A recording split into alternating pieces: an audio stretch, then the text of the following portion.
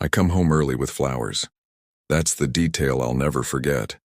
Not the scene I walk into, not what she says after, but the fact that I'm holding 12 white roses when I open the door to my own living room and see my wife straddling her boss on our couch. She doesn't scream, doesn't scramble for her clothes. She looks at me over her shoulder, hair wild, lips swollen, and smiles. "Marcus," she says, breathless, "why don't you join us?" The boss, some silver-haired executive I've met twice at company parties, has the decency to look uncomfortable. He shifts beneath her, but Elena doesn't move. She stays mounted on him like a queen on a throne, daring me to react. I don't. I stand there, flowers dangling from my hand, and something inside me goes perfectly, dangerously still. "Marcus," she says again, and now there's uncertainty creeping into her voice. "Baby, it's not, don't." My voice comes out flat, dead. "Don't say another word." I pull out my phone. She realizes what I'm doing a second too late.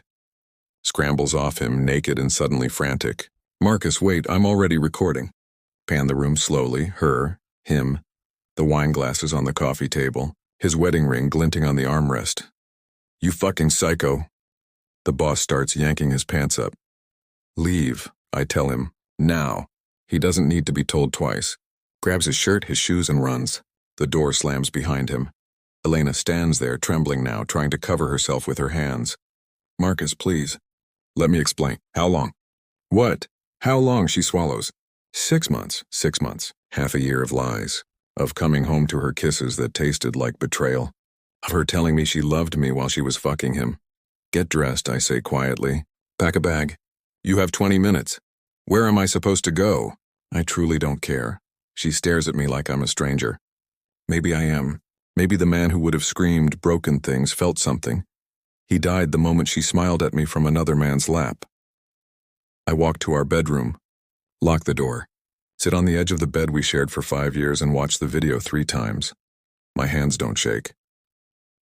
By the time I come back out, she's gone. I don't sleep that night. I sit at my laptop, methodical and cold, finding names, email addresses, HR departments, his wife's Facebook profile, Sandra Mitchell, smiling in family photos with 2 teenage daughters. At 6:47 a.m., I press send on 4 separate emails. The video attaches perfectly each time. Then I go for a run, shower, make coffee. By the time my phone starts buzzing with Elena's increasingly panicked calls, I'm reading the news like it's any other Wednesday. She shows up at noon, pounds on the door until I open it. "What did you do?" Her face is blotchy, mascara streaked. "Marcus, what the fuck did you do?" "Sent some people the truth." "You sent it to HR?" "To his wife? Are you insane?" "You just destroyed—" "You," I interrupt. "I destroyed you. Him. The lie you built on my back." She slaps me. I don't flinch. "You vindictive piece of shit," she hisses. "You couldn't just be a man about it? Talk to me, work through it? You had to— You asked me to join you," I say quietly, "while you were fucking him. In our home. You looked at me and smiled." Her face crumbles. "There's nothing to work through, Elena. There's no conversation left to have. I loved you." "No. You loved that I was convenient, that I didn't ask questions, that I believed you every time you said you were working late."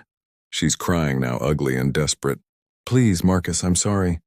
I'll do anything. Leave. This is my house too?" "Not anymore." I close the door. She screams my name through it for 10 minutes before she finally leaves. The fallout is immediate and spectacular. David Mitchell, the Mike boss, is fired within 48 hours. Not quietly. The company releases a statement about ethical violations and maintaining professional standards. His wife files for divorce. Someone leaks the video online and it goes viral in their industry circles. Elena calls me 17 times. I block her number. My phone rings again Friday afternoon. "Unknown number?" Against my better judgment, I answer. "Marcus Reeves?" A woman's voice, professional, cool. "Yes. This is Catherine Voss, VP of Communications at Meridian Solutions. I'd like to speak with you about a consulting opportunity." I pause. Meridian is Elena's company. I'm listening. "Mr. Mitchell's termination has created significant PR complications. We're being portrayed as enabling workplace affairs, mishandling harassment complaints. None of which is true, but perception matters. We need someone who understands crisis management from a personal perspective, someone who can speak authentically about accountability. You want me to clean up the mess my wife and her boss made? We want to hire you to help us demonstrate that we take these situations seriously, that we protect victims, not perpetrators. I'm not a victim. No, she says. You're someone who refused to be one. That's even better. The offer she names is staggering. 6 months, full benefits, twice what I make now. I'll need time to think about it. Take the weekend. But Marcus? Her voice softens slightly. I'm sorry for what they did to you. No one deserves that. She hangs up. I stand there, phone in hand, and for the first time since I came home with those flowers, I smile. Not because I'm happy, because I just realized something. Elena didn't just destroy our marriage. She handed me the weapon to destroy everything she built, and they're going to pay me to do it. Monday morning, I walk into Meridian Solutions wearing a suit I bought with Elena's credit card before I canceled it. Petty? Absolutely. Do I care? Not even a little. Catherine Voss meets me in the lobby herself. She's nothing like I expected. Mid-40s, sharp-edged in a charcoal pantsuit, with the kind of eyes that probably dissect balance sheets for fun. No wedding ring. Oh, small talk. Follow me. She leads me past curious stares and whispered conversations. Everyone knows who I am. The cuckolded husband. The man with the video. I can feel their pity and fascination like static electricity. Catherine's office overlooks the city. Floor-to-ceiling windows, minimalist furniture, a desk that probably costs more than my car. Sit, I do. She doesn't. She stands at the window, back to me, and says, Your wife worked here for 7 years. Started as an analyst, climbed to senior director. She was good at her job, was? Her resignation was accepted this morning. Something twists in my chest. I ignore it. David Mitchell was better at his job. VP of Operations, 23 years with the company. Wife, 2 kids, clean record. She turns to face me. Until you. Until them, I correct. Fair. She sits on the edge of her desk, studying me. Why did you do it? Send the video? No. Why did you do it the way you did it? Most men would have confronted them. Made a scene. You recorded evidence, waited 12 hours, and systematically destroyed 2 careers before breakfast. That's not rage. That's strategy. I meet her gaze. You want to know if I'm stable enough to hire. I want to know if you're cold enough to be useful. The honesty surprises me. She asked me to join them, I say quietly, while she was still on top of him. That wasn't just betrayal. It was contempt. She didn't think I'd fight back. And now she knows better. Catherine smiles. It doesn't reach her eyes. The board is furious. Not about the affair. They don't care who fucks who. They're furious about the optics. A viral video of a VP screwing an employee in what the internet has decided was a toxic power dynamic. She makes air quotes. Our stock dropped 4%. We're hemorrhaging clients. I need someone who can flip the narrative. From what to what? From Meridian enables predatory executives to Meridian holds everyone accountable, even at the top. She tilts her head. You're the proof that we take this seriously. The wronged spouse we brought in-house. The victim we elevated. I already told you. I know what you told me. But that's not the story we're selling. She slides a contract across the desk. 6 months. 200,000. You'll report directly to me. Your job is to be visible, articulate, and righteous. We'll set you up with media training, talking points, maybe a few carefully selected interviews. You'll be the face of our accountability campaign. I scan the contract. The numbers are real. What does Elena know about this? Nothing. She doesn't work here anymore. And if I say no, Catherine leans forward. Then you go back to your life, your empty house, your broken marriage, and eventually the internet forgets about you, and you're just another man whose wife cheated. She pauses. Or you take the money, take the platform, and make sure everyone remembers what they did to you. It's not about the money. It's about the fact that Elena spent 7 years building something here, and I'm about to stand on the ashes. Where do I sign? The first week is a blur of meetings, media training, and carefully crafted sound bites. I believe in accountability at every level. Trust is the foundation of any relationship, personal or professional. Meridian's response shows me they're serious about culture change. I rehearse the lines until they sound natural. until I almost believed them myself. Friday afternoon, Catherine calls me into her office. "You're good at this," she says, pouring 2 glasses of scotch without asking if I want one. "Too good. Makes me wonder who you really are." "What do you mean?" "I mean, most people in your position would still be drowning in their feelings. Rage, grief, whatever. You're performing like you've been doing PR for years." She hands me a glass. It's impressive. And a little unsettling. I take a sip. Expensive. Smooth. Maybe I'm just numb. Maybe. Or maybe you're angrier than you're letting on. And this whole thing is just revenge with better branding. She's not wrong. Does it matter? I ask. As long as I do the job? No. She sits beside me on the couch, close enough that I notice her perfume. Something dark and complicated. But I want to know anyway. Why? Because I'm betting the company's reputation on you, Marcus. And if you're about to implode, I need to see it coming. I study her, the sharp intelligence in her eyes, the way she holds her glass like a weapon. You don't trust anyone, do you? Not in this business, she smiles. But I'm curious about you. You walked into your worst nightmare, and instead of falling apart, you turned it into leverage. That takes something most people don't have. What's that? The ability to kill the part of yourself that feels too much. The words hang between us. You say that like it's a good thing, I say quietly. Isn't it? She leans back, watching me. Feelings make you weak, make you hesitate. You didn't hesitate when you sent that video. You knew exactly what you were doing. I was destroying my wife. You were saving yourself. The distinction feels important. I'm not sure why my phone buzzes. Text from an unknown number. Please, I need to talk to you. I'm pregnant. The glass almost slips from my hand. Catherine notices immediately. What? I show her the screen. She reads it, expression unreadable. Then she takes my phone, types something, and hands it back. Wrong number. She deletes Elena's message, blocks the contact. Catherine, if she's pregnant, you'll find out through lawyers. If she's lying, which she probably is, you just gave her exactly what she wanted. Your attention. She stands, walks back to her desk. Don't let her pull you back in. You're worth more than that now. You don't know if she's lying. I know her type. Desperate women say desperate things. She picks up her own phone. I'm assigning you a company lawyer. Someone who'll handle all communication with her from now on. You focus on your job. This is my life. No. Catherine's voice goes cold. Your life is what you make it starting now. Your marriage is over. Whether she's pregnant or not doesn't change that. She softens slightly. I'm protecting you, Marcus. Let me. Something in her tone makes me pause. Why? I ask. Why do you care? For the first time since I met her, Catherine looks uncertain, vulnerable. Because I know what it's like, she says quietly, to give someone everything and have them treat you like nothing. She meets my eyes. And I know how good it feels to win anyway. The air between us shifts. She clears her throat, professional mask sliding back into place.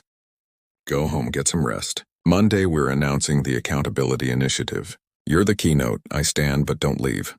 Thank you, I say. For this. All of it. Don't thank me yet, she turns back to the window. We're just getting started. That night, I lie awake thinking about Elena's text. Pregnant. It could be true. Could be manipulation. Could be David Mitchell's baby for all I know. And the worst part? I don't feel anything. No hope, no fear, no love. Just the cold satisfaction of knowing that even if it's true, she'll raise that child knowing I walked away, that I chose myself, that she destroyed the only man who would have stayed. My phone buzzes again. Different number. This is Sandra Mitchell, David's wife. Can we talk? I stare at the message for a long time, then I type, yes. Sandra Mitchell sits across from me in a coffee shop that's trying too hard to be rustic. Exposed brick, Edison bulbs, baristas with undercuts. She looks nothing like her Facebook photos. Thinner, harder, like something essential has been carved out of her. Thank you for meeting me, she says, hands wrapped around a mug she hasn't touched. I wasn't sure I should. Neither was I. She finally looks at me. Her eyes are the same blue as her daughter's in those family photos. But I needed to see the man who blew up my life. I deserve that. I'm sorry, I say. I wasn't thinking about you when I sent. Don't. She holds up a hand. Don't apologize for telling me the truth. Apologize for what they did, sure, but not for letting me know. She takes a breath. How long did you know? I caught them that day. Sent the video 12 hours later. She laughs bitterly. I knew for 3 years. The confession hits like a physical blow, you knew? Not about Elena specifically. But David's had affairs before. 5 that I know of. Probably more. She finally sips her coffee. I stayed because of the girls. Because of our life.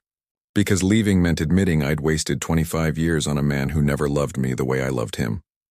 Then why are you divorcing him now? Because you made it public. She meets my eyes. You took away my ability to pretend, and I hate you for that. But I also, her voice cracks. I needed someone to make the choice I couldn't. We sit in silence. Your wife texted you, didn't she? Sandra asks, saying she's pregnant. I go still. How did you know? Because she texted David the same thing. 3 days ago. Sandra pulls out her phone, shows me a screenshot. I'm pregnant. It's yours? We need to talk, my chest tightens. He told me about it, Sandra continues, panicking, asking what he should do. Like I'm supposed to help him navigate knocking up his mistress. She puts the phone away. I told him to get a paternity test. That if it's real, he'll be paying child support until he dies. That I'll make sure the divorce settlement leaves him broke enough to feel it. Is that why you wanted to meet? To warn me? Partly. She leans forward. But mostly because I wanted to tell you something nobody else will. You're being played. By Elena? By all of them. Her voice drops. Marcus, do you know why Meridian really hired you? To manage the PR fallout. To control you. Sandra's eyes are sharp now, cutting. David told me things. About Catherine Voss, about how she operates. She pulls a folder from her bag, slides it across. Read this. Then decide if you still want to be their poster boy. I open it. Inside are printed emails, personnel files, NDAs, and a pattern that makes my blood run cold. Catherine Voss has done this before, 3 times in the past decade. Each time a male executive was caught in a compromising position. Affairs, harassment allegations, financial impropriety. Each time she brought in the victim as a consultant, paid them handsomely, used their story to rebrand the company as ethical and accountable. And each time the consultant disappeared after 6 months. No LinkedIn profile, no media presence, nothing. What happened to them? I asked quietly. I don't know. But David always said Catherine was the most dangerous person in that building. That she collects leverage the way some people collect art. Sandra stands. Maybe I'm wrong. Maybe she really is helping you. But I've been married to a man who used me for 25 years. I know what it looks like when someone sees you as useful instead of human. She leaves $40 on the table and walks out. I sit there. Folder open as the coffee shop empties around me. Monday morning, I walk into Catherine's office without knocking. She's on the phone. Sees my face and says, I'll call you back. I throw the folder on her desk. What is this? She asks calmly. You tell me. James Peterson, 2015. Michael Tran, 2018. Robert Keane, 2021. All hired as consultants after scandals. All vanished after 6 months. I lean on her desk. What did you do to them? Catherine doesn't flinch. Doesn't deny it. I gave them exactly what they wanted, she says. Money, visibility, revenge. And when their usefulness expired, they took their NDAs and moved on with their lives. Moved on where? That's not your concern. It is if I'm next. She stands, walks around the desk until she's inches from me. Close enough that I can see gold flecks in her eyes. You think you're special, Marcus? You think this is personal? Her voice is soft, dangerous. You're a tool. A good one, maybe the best I've had. But still just a tool. And when this campaign is over, you'll sign your NDA, take your money, and disappear just like the others. And if I refuse, then I'll make sure everyone knows you're not the wronged husband. You're an opportunist who sold his trauma for $250,000, who abandoned his pregnant wife. Who's sleeping with the VP who hired him? The last part makes me freeze. We're not yet. She smiles. But we could be. And that's all the internet needs, a hint. A photo of us leaving the office late. Suddenly you're not sympathetic anymore. You're just another man thinking with his dick. I should be furious. Should walk out. Should burn this bridge the way I burned everything else. But instead I ask, why are you doing this? The question seems to surprise her. Doing what? Telling me the truth. You could have kept up the act. Let me think I mattered. Catherine's expression shifts. Something raw flickers beneath the ice. Because I'm tired, she says quietly. Tired of pretending. Tired of managing men who think they're more important than they are. Tired of... She stops herself. You want honesty? Fine, I saw you as useful. But somewhere in the past 2 weeks I started seeing you as something else. What? Someone who understands what it costs to win. She steps closer. You killed the part of yourself that loved your wife. I did the same thing years ago with someone I thought I'd marry. We're the same, Marcus.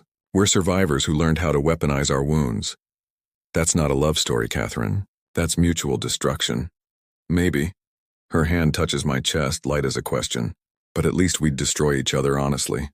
I should push her away. Instead, I kiss her. It's not gentle. Not romantic. It's angry and desperate and raw. Two people trying to feel something besides the cold fury that's been keeping them alive. When we break apart, we're both breathing hard. This is a mistake, I say. I know, she doesn't let go. But you're going to make it anyway. She's right, we don't talk about it afterward. She sends me home with new talking points and a schedule for the media circuit.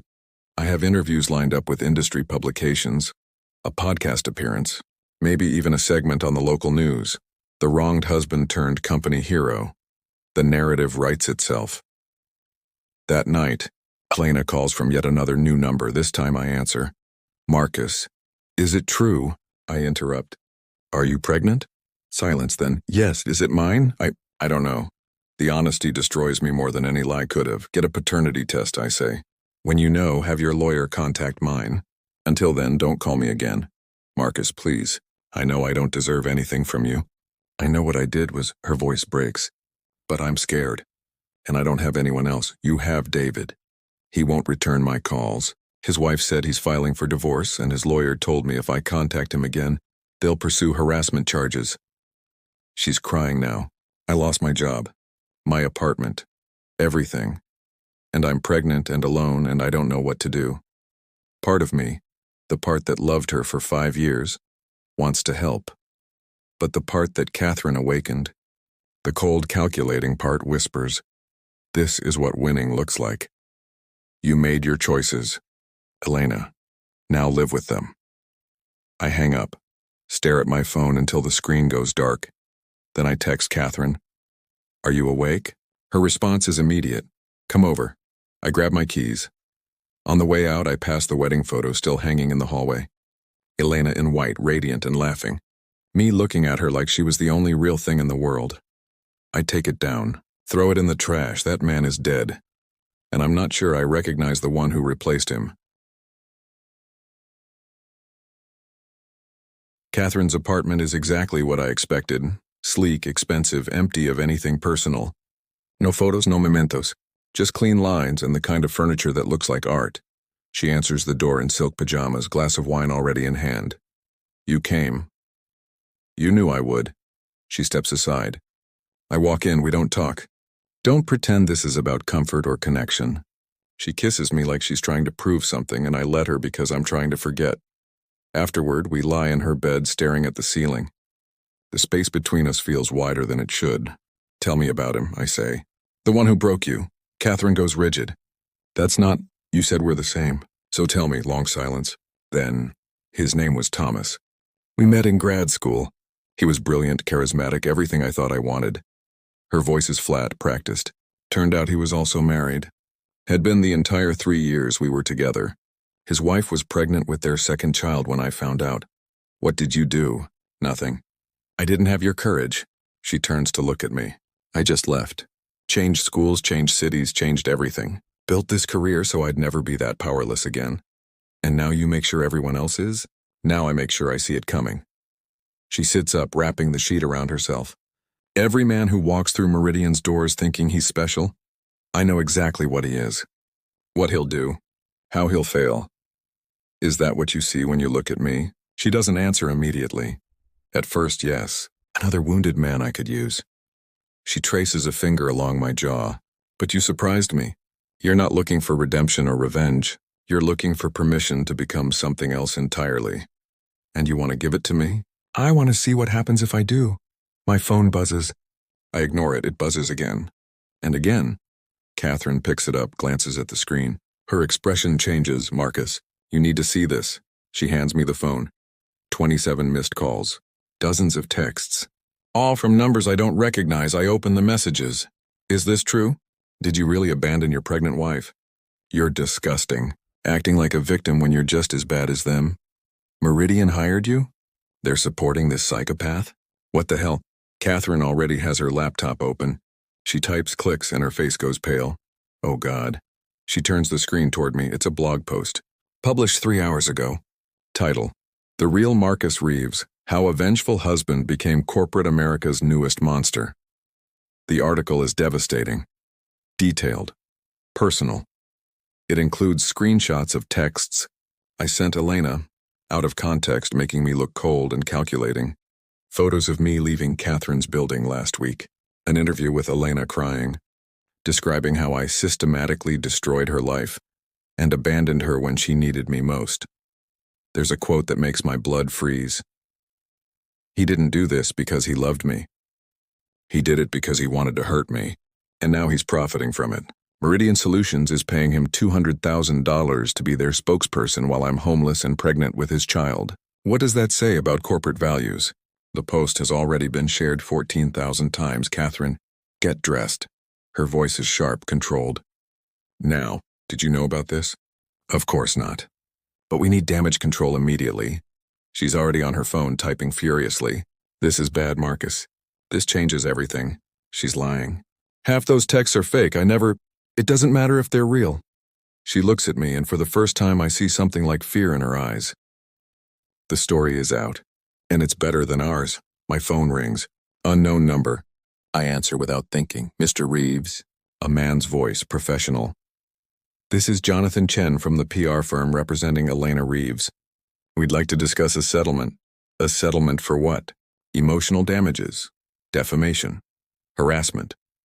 Your actions have caused our client significant distress, and the viral nature of the video you distributed without consent constitutes.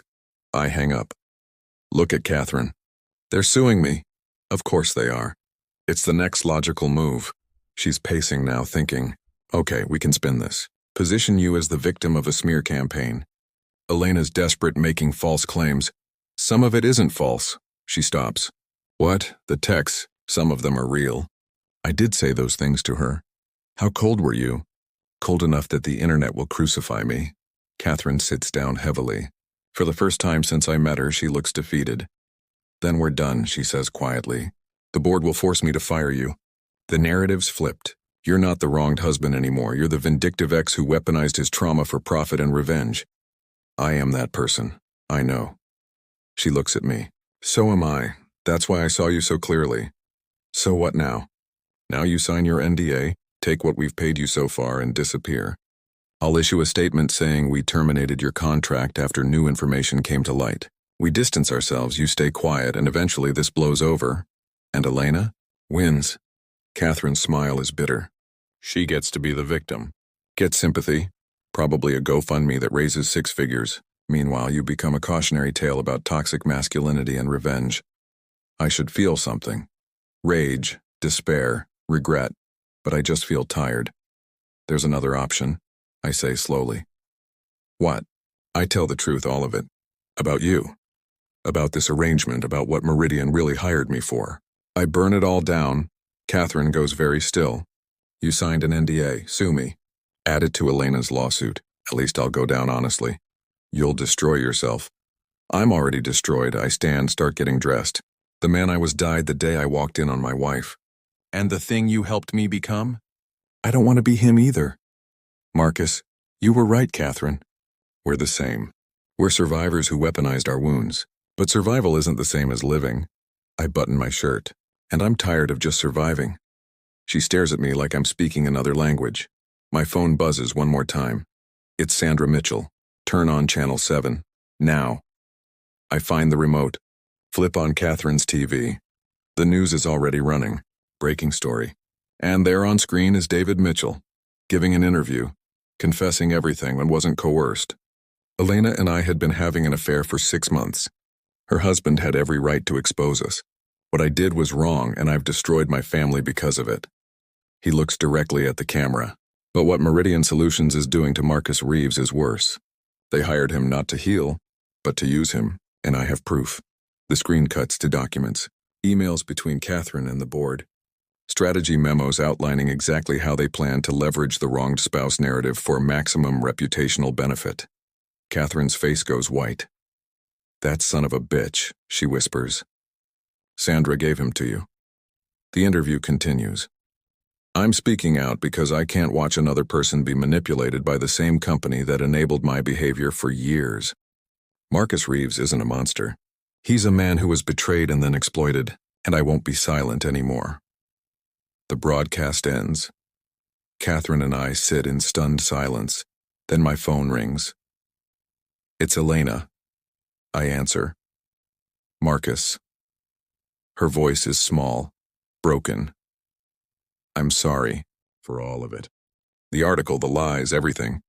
My lawyer said he promised it would help, that we could—" She's crying.